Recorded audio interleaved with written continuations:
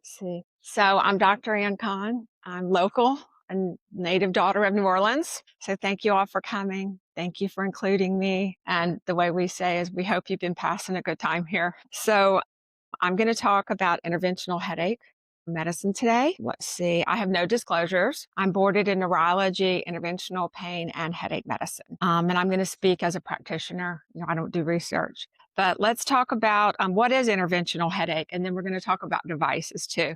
It's when we use minimally invasive techniques to diagnose and treat the severe headache syndromes. We use injections and nerve stimulation. This is targeted treatment, minimally invasive, and we can stimulate with both electrical and actually magnetic energy too. And I'm so glad my talk is on the same day as Dr. Woodbury, because I think we kind of complement each other. So what are some of our common interventions? Of course, spinal cord stimulation, radiofrequency ablation, trigeminal nerve blocks, the greater occipital nerve blocks, peripheral nerve stimulation, stellate ganglion, sphenopalatine, and Botox, our old friend. So why do we want to use things other than medicines? Well, medicine doesn't work for everybody. Even our fancy, beautiful new medicines, our CGRP drugs are just not effective. More and more, we see people, they just don't want to take medicine. And so we need to work with that. Other patients, their headache syndromes are very severe. And we need the multimodal approach using,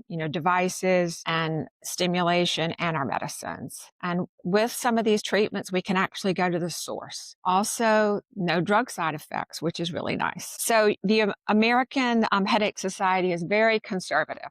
That's our primary group. But really a transformation happened last year because I take the boards every year. And for the first time last year in the boards, they included an entire range of devices. It was very interesting. So this really conservative organization is starting to transform. And I'm so happy to see it because there is the data to support it. And I'm going to go through some of the clinical applications. I've already discussed some of these things. Something I didn't already say is medication overuse headache. This is another time that our devices are so important and our interventional procedures. This is not well understood by many. Around here, people take a lot of BC powder and goodies, and they don't tell you if you don't ask, and they take it every day. And what that does is it transforms the headache from a discrete attack to a daily headache. I realize y'all might not have been able to hear me. Sorry about that. Now I'm up here by the microphone. Anyway, the headache is transformed from discrete attacks to this chronic daily headache with superimposed attacks. So the over-the-counters do it, but actually taking triptans more than 9 times a month does it. And that's another thing that often is not told to the patients. So these are times neuromodulation can really help. All right, I wanted this case. Let me see if I can get this going. Could you help me start the video? I have this case. Probably was it's a little of that pain, nice, the fears, and I think the injections, we did the radio frequencies, how we got control of the night. Yeah, correct. Yeah, it went well forward. It went away, but we still had to go. We still had to go back someplace up in Texas. Yeah. I'm sorry about that. It's not just your. Yeah, but I still see one of the doctors, and they're always he takes care of it. It wasn't easy, but you and your staff worked so hard to get the insurance to go through it. You had to go see. Denial. He knew I was in the right place here. So, Mr. L is just an angel, and his case has almost everything in it. I had to use all the devices, and it had a lot of ups and downs for me. And whenever I got the denial, it was just before Christmas. I was trying to get it in financially for him, and it was like a terrible peer-to-peer. I had the argument just before Christmas with this doctor and got a denial. So, things are hard on us too. And I'm going to talk a little bit more about this. So I'm going to skip the placement. What I'm going to say is when I place the spinal cord stimulator in the neck, I like them to wear a hard collar for 4 weeks so that it scars in. That's just my practice. I don't want to show that. Okay, so how does it actually work?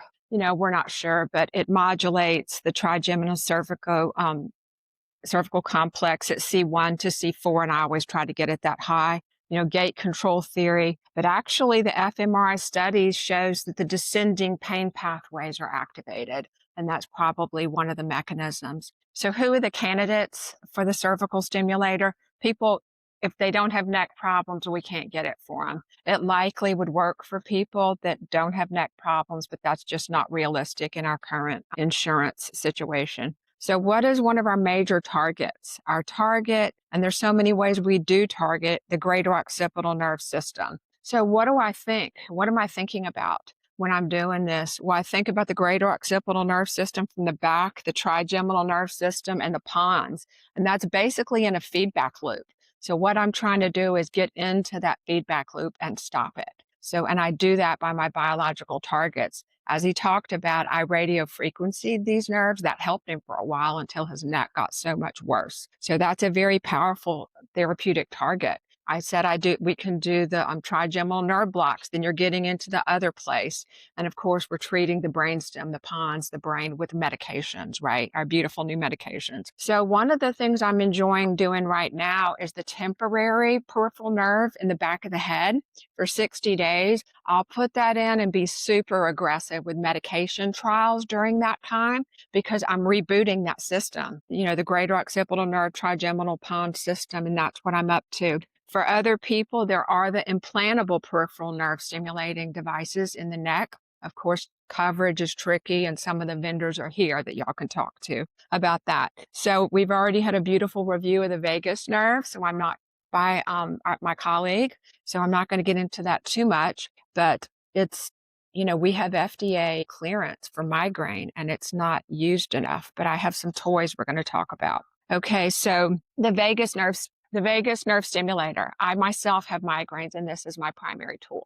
Okay, so you put it in front of the sternocleidomastoid and it stimulates 2 minutes, and it's highly effective. It's handheld, not implantable. The patients will read online and they think you're talking about something implantable, but no, it's just handheld. And there's a prescription and an over-the-counter model, which I'm going to discuss. I know since I've been using it, I actually feel less anxious, which is wonderful. So there are 2 devices. I have them both. This is the over-the-counter device. You can feel free to come ask me the name brands afterward. It's $300 for a year worth or $500 for unlimited, but you have to have internet connectivity for the unlimited. This is the prescription device. The only group I'm aware of that has coverage for $600 a month are the veterans. Thank goodness the veterans have it, but nobody else has it. It's highly expensive. Of course, people can use their HSA for that, but that's why usually I go to the over-the-counter device because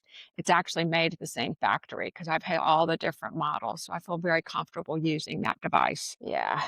Okay, it works on mood, fibromyalgia. So it's likely a norepinephrine is thought to be the primary action, the release of norepinephrine that helps with the migraine application.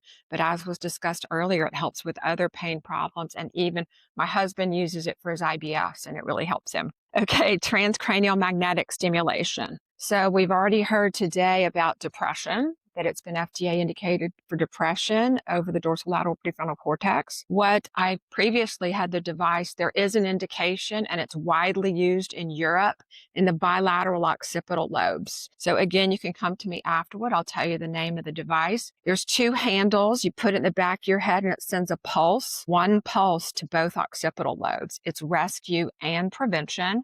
It's expensive, but it does work, $350 a month. I know of no insurance coverage for that, which is sad, but it is a good device, which I have had in the past. So there's a trigeminal nerve stimulator device, which he mentioned in the video.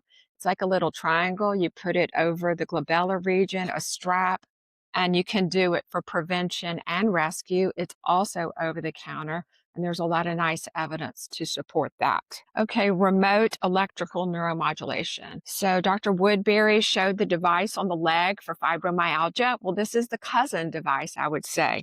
It goes around the arm, okay? And the people can keep it on for 45 minutes. And it actually probably acts through the thalamus, and it is effective. It's great for people that are afraid of needles. They don't want to take medicines. And there is insurance coverage for it. It's highly expensive without insurance coverage, but it is a nice option for some people. So we just to review what we've gone through, you can do the stimulation with spinal cord stimulation, of course, and we have a number of devices. I'm going to skip that one. Okay, let's talk about future directions. Also mentioned is the direct current stimulation. Well, actually, in January, a device was approved for the treatment of depression with direct current stimulation. And it's supposed to be in America by the second quarter, but I don't think it's made it yet. There's a lot of evidence. I think this is eventually going to be used for pain and migraine. So you can look this up. You put it on the head and it modulates through anode and cathode. Whenever it decreases activity, what it's likely doing is stopping cortical spreading depression. So when people have a migraine, there's an electrical wave that goes over the cortex, and that's part of the aura. So myself, when I have an aura, it starts as a little C at the top, then it's a whole C, and then at the bottom. And that corresponds to this wave of cortical spreading depression across the brain. And what this and some of the treatments do, the treatment I told you about, the TMS, and it stops that wave of cortical spreading depression. So another thing, and I haven't had a lot of experience with this, yes, but there is magnetic stimulation. And again, the vendors were here. You can do magnetic stimulation to the greater occipital nerves. I think that's going to be highly effective. There's a standalone device for just the magnetic stimulation. And then there's a combination device that does TMS and the magnetic stimulation. And of course, it can be applied to any mononeuropathy or a polyneuropathy in the feet. So I look forward to getting experience with this. It is pricey, but I think there's going to be some great applications for that. So yes, headache care. Unfortunately, neurology and interventional pain are two separate. They're in separation in a way that's not good for the patients. I mean, a lot of the neurologists will go through fantastic medication regimes, but that's just not going to be enough for some people. So we need to be there to offer them the spinal cord stimulation and this whole host of devices that we now have. And unfortunately, with vagus nerve stimulation, a lot of people don't even know to use it for headache. And I think that's interesting. And it's one of the reasons is we know that people don't have insurance coverage. And so then, that brings up a whole host of things because people get upset when they have to spend money out of pocket because their insurance premiums are so high. And of course, we empathize with that. It's a lot. It's all quite pricey. So the key takeaways, do multimodal therapy when patients are really in trouble. Combine all your medicine, use those CGRP drugs. They are so fantastic. And combine that with your interventions. I know in my insurance situation, I have to do the lesser occipital nerve sometimes instead of the greater occipital nerves because of insurance coverage. So I just want to throw one little tidbit in. Look, what we do is difficult. We see patients that are suffering and I was like I said, I was so distressed when he didn't get approval, Mr. L, after all this stuff we had been through. And so we need to find ways to make ourselves last and thrive in this environment. And I'm going to just give a quick little tidbit the definitions I'm going to use have neurological correlates. There's a huge difference between empathy and compassion in our brains. So what are they? Empathy is when we feel with people. We're in emotional entrainment. Of course, that's valuable.